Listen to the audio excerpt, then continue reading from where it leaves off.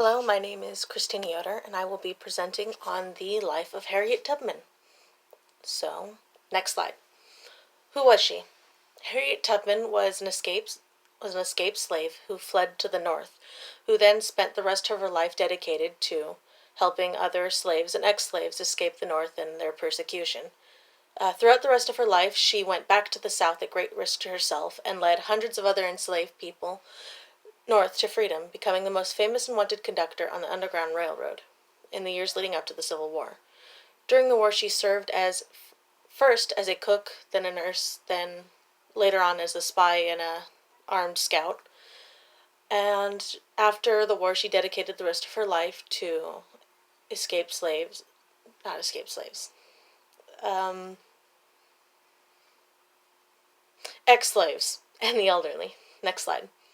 Early life. Born between 1820 and 1825, Amarita Harriet Ross was one of 9 children of her parents, Harriet Green and Ben Ross. As a child, 3 of her sisters were sold off into to different plantations, and during her adolescence, when she was 12, 13, not really sure the exact age, after refusing to help a man's overseer restrain him, she was struck in the head by a 2-pound weight, causing major head trauma that resulted in lifelong migraines, narcolepsy, and seizures. 5 years before her escape in 1849, she married a man named John Tubman, a free man. Very little is known about their marriage or even if they had children. Her escape. Next slide. After the death of her master in 1849, Harriet fled Maryland, heading north to Philadelphia. She brought her 2 brothers, Ben and Harry, and decided to turn around when a $300 reward was placed on Harriet and her brothers. She led her brothers back to Maryland and made the journey 90 miles north into Pennsylvania by herself. Her husband had refused to go with her, preferring to stay in Maryland. He eventually remarried. Tubman describes the feeling of crossing into Pennsylvania. When I had found I crossed that line, I looked at my hands to see I was the same person. There was such a glory over everything. The sun came like gold through the trees and over the fields, and I felt like I was in heaven. Next slide. Tubman soon returned to the South, seeking to lead her family to freedom. In December 1815, on her first trip, she led her niece Cassia and her 2 children north after Cassia's husband, a free man, bought them at auction. The same year, the Fugitive Slave Law passed, forcing northern law enforcement to aid in the capture of known escaped slaves. In response, the Underground Railroad rerouted to Canada, and in 1851, Tubman led 11 people north. During her time as a conductor, she led more than 300 slaves north, including her parents and other family members. Famed for having never lost a passenger, she earned the nickname Moses for her work. Next slide. The war. Tubman remained active through the Civil War, first as a cook, then a nurse, using her own home remedies to treat men suffering from things such as dysentery and chickenpox. Having never contracted any chickenpox, the men spread the rumor that she was blessed by God.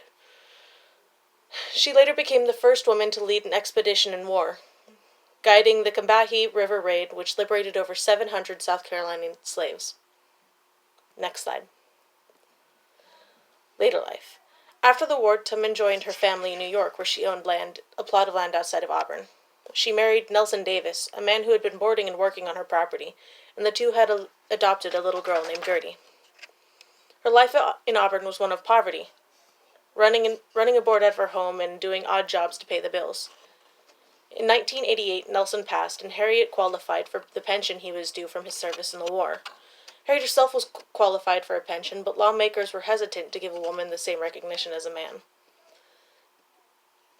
She finally was allocated $20 a month, $12 for her husband's service, and $8 for her own. She was only paid for her nursing, not as a scout or a spy. She spent the rest of her years advocating for ex-slaves and the elderly, and in 1911 she moved into the Harriet Tubman's Home for the Aged, which she had helped establish in 1908. She died in 1913 of pneumonia, surrounded by her family, her last words being, "I go to prepare a place for you." Next slide. Harriet Tubman today is known as one of the most prolific conductors on the Underground Railroad. She is famed for and remembered for her iron will and determination to save as many souls as she could. A plaque on the Auburn Courthouse honors her life, as does her home outside the city, standing as a museum to Tubman and her acts.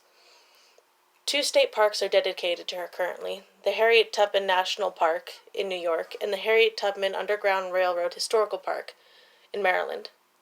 In 2016, the Secretary of the Treasury said that they would put her on the back of the $20 bill, replacing Andrew Jackson.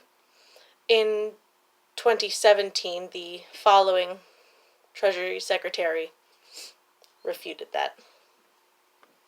And that's all. Thank you very much.